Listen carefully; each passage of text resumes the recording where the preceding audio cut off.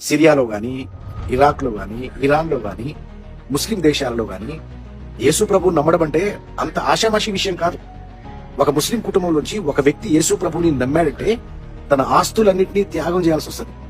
మా తల్లిదండ్రులు సంపాదించిన ఆస్తిలో ఒక చిల్లి గవ్వ కూడా ఇవ్వరు అని తెలిసిన యేసు ప్రభువుని నమ్మే విశ్వాసులు ముస్లిం కుటుంబాల్లోంచి, అరబ్ కుటుంబాల్లోంచి, ఇస్లాం ఫ్యామిలీస్ లోంచి కొన్ని వేల మంది ఇప్పుడు కూడా లోక సంబంధమైన ఘనత గాని, లోక సంబంధమైన ప్రయోజనం గాని వారు కోరుకోరు. ఎందుకంటే ఒక ముస్లిం కుటుంబం నుంచి ఒక వ్యక్తి యేసు ప్రభువు నమ్మారంటే అతని నిర్దాక్షిణ్యంగా చంపడానికి కూడా వాళ్ళ మతంలో కొన్ని క్లాజులు ఉన్నాయి. వాళ్ళ విశ్వాసాన్ని రెనౌన్స్ చేస్తే, వాళ్ళ విశ్వాసాన్ని కాదు అని పక్కన పెడితే వారిని చంపొచ్చు కూడా. అటువంటి భయంకరమైన లా ఉన్నా కూడా, షరియా లా అంటారు కదా, అటువంటి లాస్ ఉన్నా కూడా కొన్ని వేల మంది ప్రభువుని నమ్ముతూ ఉంటారు. వాళ్ళకు కూడా సువార్త ప్రకటించబడుతూ ఉంటుంది. తెలుగు రాష్ట్రాల్లో యేసు ప్రభువుని నమ్ముకుంటే కడుపు నొప్పి పోతుంది.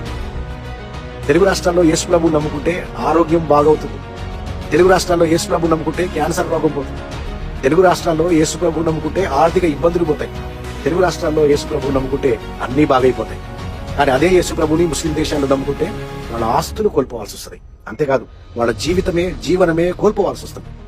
నేను బంగ్లాదేశ్ లో ఒక బ్రదర్ ని కలుసుకున్నాను. అతను ముస్లిం కన్వర్ట్ బ్రదర్. అతనితో నేను మాట్లాడినప్పుడు ఇంటర్వ్యూ చేశాను. ఆ ఇంటర్వ్యూ నా దగ్గర ఉంది. అతను చాలా మంచి మెచ్యూర్ క్రిస్టియన్ బ్రదర్. అతను ఏమంటే, నేను అడిగాను అతను, నువ్వు ఎలా ప్రభువుని నమ్మావు, ఎలా మిషనరీగా పరిచయం చేస్తున్నావు అంటే తన సాక్ష్యాన్ని వివరిస్తూ, ఇప్పుడు మీ ఇంట్లో వాళ్ళ పరిస్థితి ఏంటి అంటే, నన్ను ఎప్పుడెప్పుడు చంపుదామా అని మా నాన్న ఎదురు చూస్తుంటాడు అని నాకు చెప్పాడు. అవశోష ఒక ముస్లిం సహోదరుడు క్రిస్టియన్ గా మారినప్పుడు ఆ మారిన కుమారుణ్ణి చంపడానికి తన తండ్రి ఒక ప్రాణాధారాన్ని ఎంచుకుని బ్రతుకుతాడట.